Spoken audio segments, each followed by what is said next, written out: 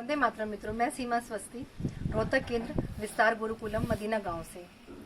अब आपके सामने मैं उन विद्यार्थियों को लेकर आ रही हूं जो शीतकालीन मार्च सत्र के विद्यार्थी हैं।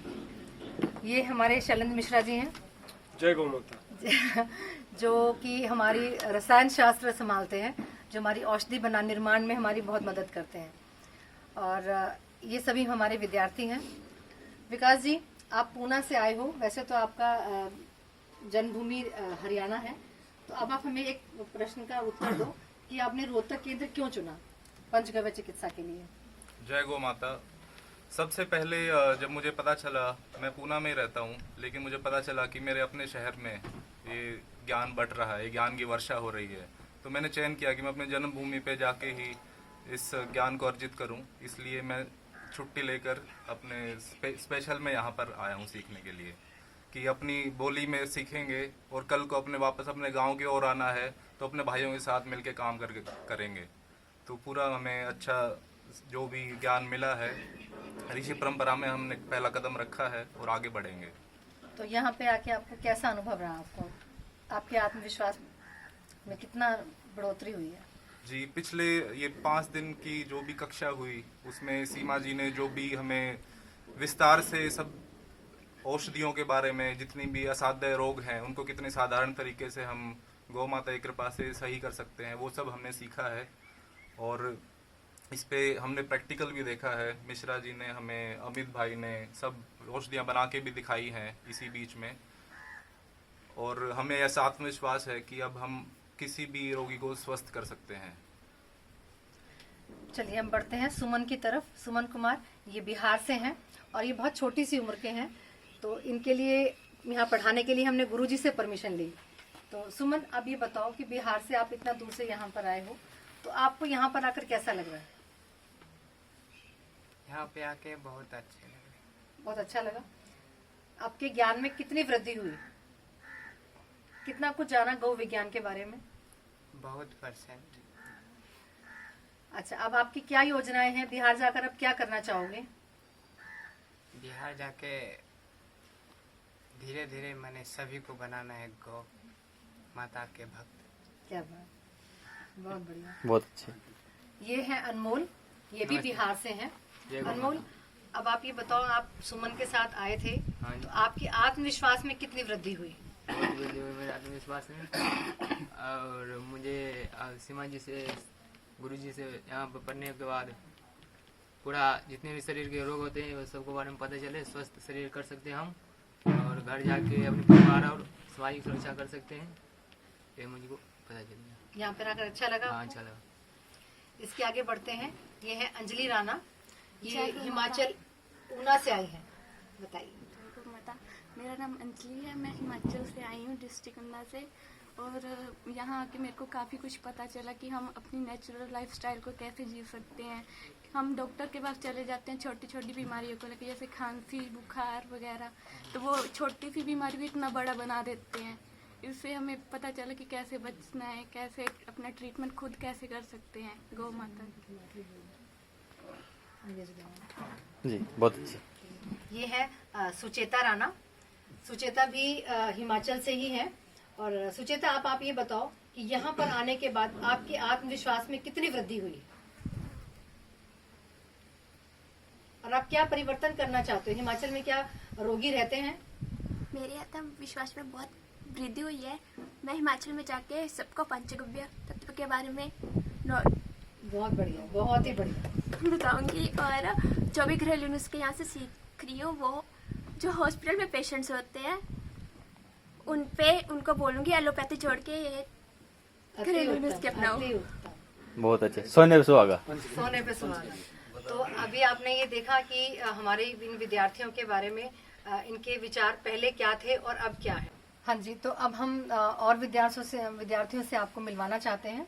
ये है संजय राणा, चंडीगढ़ से। संजय जी, थोड़ा बताएं कि आपने यहाँ पर आकर क्या सीखा और आपने रोहतक केंद्र को ही क्यों चुना पंचगव्य चिकित्सा के लिए? मेरा नाम संजय कुमार है जी। मैं उत्तर प्रदेश के जिला बागपत का रहने वाला हूँ और चंडीगढ़ में मैं वहाँ पे जॉब करता हूँ जी। तो मैं अपने जीवन के पिछले 20 वर्षों में अंग्रेजी शिक्षा पद्धति और अंग्रेजी चिकित्सा पद्धति के द्वारा भारत की संस्कृति और चिकित्सा के क्षेत्र में जो भारतीयों का जो स्वास्थ्य को जो नुकसान पहुंचा है उसको देखते हुए मैं पिछले काफ़ी दिनों से ये सोच रहा था कि चिकित्सा पद्धति में कुछ ऐसा हो जिसको मैं सीख सकूं। तो क्योंकि यहाँ पे हिंदी में पढ़ाई होती है मदीना गुरुकुल में और मेरे लिए ये संभव था, तो मैंने इसलिए मदीना गुरुकुल को चुना। और मैंने यहाँ पिछले 5 दिन के सत्र में मैंने ये पाया कि जो मिथक थे कि हिंदुस्तानी चिकित्सा पद्धति में या आयुर्वेद में एक बड़ी बीमारियों का समाधान नहीं हो सकता, वो मेरा मिथक टूटा और मुझे अब पूर्ण विश्वास है कि अब मैं अपने आसपास के रोगियों को ठीक कर सकता हूँ। तो अब मैं पूरे आत्मविश्वास के साथ ये कह सकता हूँ। ठीक है, अब हम लोग मिलवाना चाहेंगे आपसे रमन जी से। रमन जी, अपने बारे में थोड़ा कुछ बताएं। और इनको थोड़ा सा एक संदेह था कि मात्र 5 या 20 दिनों में क्या हम लोग इतना कुछ सीख सकते हैं कि हम लोग एक गव्य सिद्ध बन सके और लोगों की चिकित्सा कर सके। तो इस बारे में थोड़ा सा प्रकाश डालिए। जय गौ माता।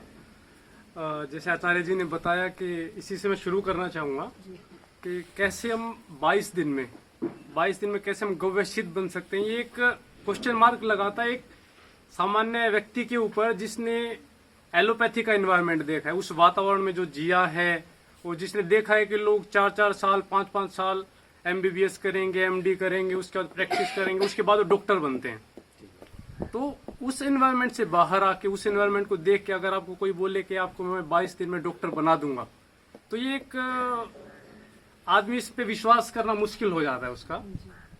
तो इस चीज को जो मैंने पिछले 5 दिन में मैं यहाँ पे रहा हूँ, वो जो मेरा प्रश्न चिन्ह भी था, 5 दिन में जो मैंने सीखा है और जो आत्मविश्वास मुझे मिला है, और जो आचार्य जी के सानिध्य में जो मुझे आत्मविश्वास मिला है, उससे मैं कह सकता हूँ कि कोई भी व्यक्ति इस चीज को कर सकता है यदि उसकी जो 10वीं या 12वीं वाला जो उसका स्टेटस है, और इसमें कोई इंग्लिश मीडियम जो सबसे बड़ी चीज होती है। जैसे आजकल आप डॉक्टर बनने जाओगे तो आपको बोलेंगे कि नहीं, जो साइंस जो मीडियम है वो इंग्लिश में ही चलेगा। 10वीं से बाद मैंने भी साइंस ही किया, मैं BSc फिजिक्स ऑनर्स किया मैंने, तो वो सारा इंग्लिश में था। और मैंने भी महसूस किया कि 10वीं के बाद कैसे बच्चा आगे बढ़ता है और उसको इंग्लिश में क्या क्या प्रॉब्लम होती है, क्या क्या वो फेस करके आगे निकलता है और पढ़ता है। लेकिन यहाँ पे जितना सरल और जितना एक सीधे तरीके से चीजें करवाई जाती हैं वो प्रशंसा के योग्य है। और इससे अलग मैं बताना चाहूंगा कि जैसे शुरू में मैं अभी तमिलनाडु में काम करता हूँ, तो मेरे पास विकल्प थे कि मैं कांचीपुरम से करूँ या मदीना से करूँ। सबसे पहले मैंने कांचीपुरम की साइड देखी, वहां पे मैं गया, विजिट किया, मैंने एक एक चीज को देखा कि क्या करवाना है, कैसे करवाना है, क्या क्या विषय रहेंगे हमारे।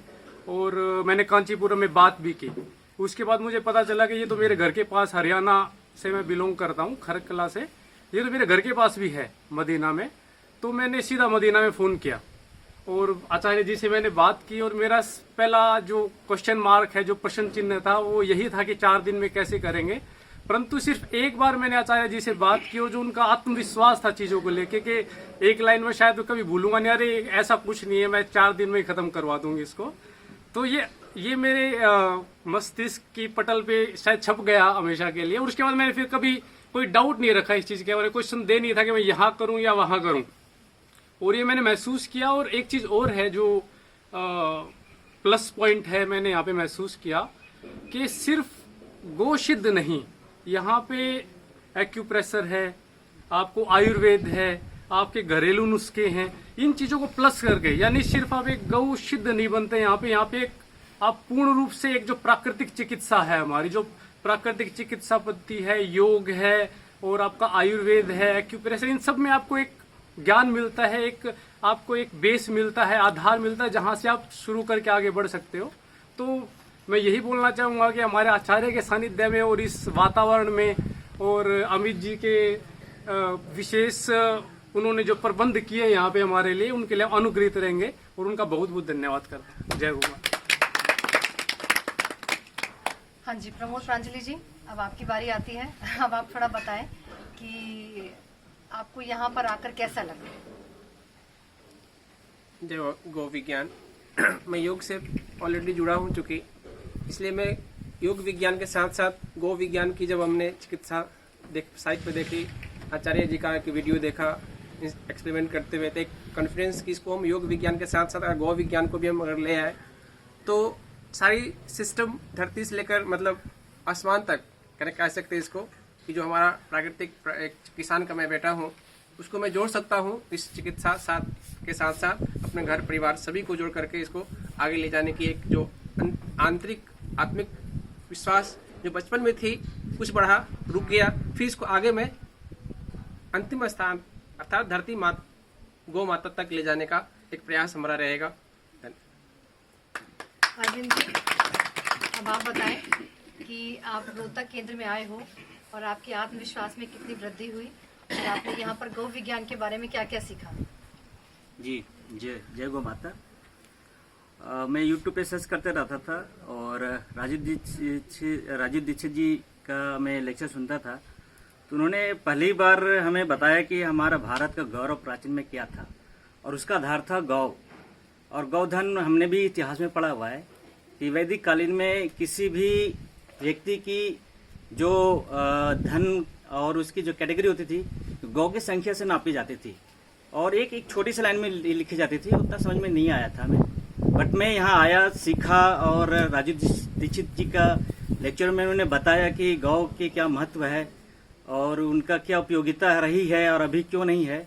तो यहाँ आने के बाद ये पता चला कि नहीं, गौ तो सबसे धनवान जीव है हमारे इस धरती पर और सबसे गर्व की बात है कि हमारी भारत की जो गौ है, देसी गाय है, उसी के सबसे ज़्यादा वैल्यू है, उसमें सबसे ज़्यादा गुण है और इतनी बड़ी गुण है कि हमें हमारे देशवासियों से छिपाया गया ये बात। और इसकी पेटेंट जब हमने सुना कि इसकी पेटेंट अमेरिका में कर रखा है और वो चीज़ हमें नहीं बताई गई है, ये बहुत आश्चर्य की बात है। और हमने ये भी देखा कि गौ पंचगव्य चिकित्सा से बिना कोई साइड इफेक्ट हुए और ट्रीटमेंट इतनी आसानी से हो गई है। मैंने खुद, मेरी मदर हैं, उनका ट्रीटमेंट हुआ था, कैंसर को भी पीड़ित हुए और उनको देख करके बहुत दुखी होती है कि जब उनको रेडियोथेरेपी दिया गया था और उनको कीमोथेरेपी दिया गया, उनके हालत देख करके इतनी रोनी आई थी कि मैं बता नहीं सकता आपको। लेकिन जब मैं अभी जाना कि नहीं, इसकी चिकित्सा गौ पंचगव्य से संभव थी और बहुत सरल तरीके से हो सकती था, बिना कोई तकलीफ दिए हुए हो सकती थी, तो मुझे अफसोस होता है। और मैं चाहता हूं कि जितने भी कम से कम कैंसर के पेशेंट हैं और जितने भी असाध्य रोग हैं जितने भी हैं दुनिया में, उनकी एकमात्र चिकित्सा पंचगव्य से हो सकती है, बशर्ते उस पर विश्वास करने की बात है, उसको फॉलो करने की बात है। जो भी इतना गारंटी मुझे लगता है कि जो भी एक बार पंचगव्य चिकित्सा को देख लेगा तो वहां से निराश नहीं हो सकता है, वो इतना मुझे कॉन्फिडेंट आ गया है। जय गौ माता। देखा आपने, जो ये छात्र पहले दिन जब आप आए थे और इनके आत्मविश्वास में केवल 5 दिनों में इतना आत्मविश्वास की इतनी वृद्धि हुई है और संपूर्ण गौ विज्ञान इन लोगों ने यहाँ पर सीखा। और मैं फिर एक बार आप लोगों से कहती हूँ कि रोहतक केंद्र में सिर्फ गव्य सिद्ध नहीं बनाए जाते, यहाँ पर क्रांतिवीर तैयार होते हैं। तो हमारा अगला सत्र 5 जून से आरंभ होगा। तो मैं चाहती हूँ कि भारत के कोने कोने से केवल गव्य सिद्ध बनने के लिए ना आए, हमारे पास आप क्रांतिवीर बनने के लिए आए। वंदे मातरम। वंदे मातरम। सभी एक बार बोले, जय गौ माता की। जय गौ माता की।